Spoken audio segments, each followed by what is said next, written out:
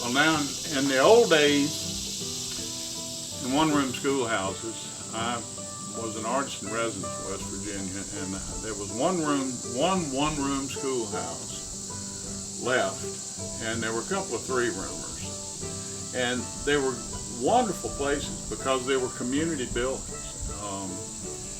and the teachers in the older schools used to have what we would call PTA now. They would invite the parents to come to school on one Friday afternoon just before they let out, once a month, and line the class up, and then she would ask each of the kids, a question about something they had been studying. Well, parents were in the back of the room, and all the kids were standing up by the blackboard.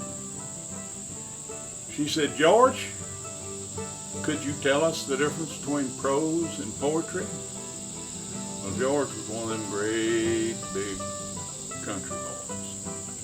Well, he looked down at his feet a while, and he sort of looked up and said a while. And she said, "Well, George," he said, "let me refresh your memory." She says, "Now, this is prose.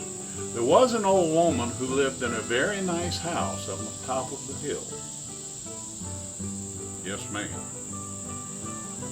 "Now this is poetry. There was an old woman who lived on the hill. If she hasn't moved away, well, she lives there still. Now that's poetry." "Yes, ma'am." Well, the next morning when they got to school, the teacher said, "George, would you please tell us the difference between prose and poetry?" George just jumped right straight up and said, "Yes, ma'am."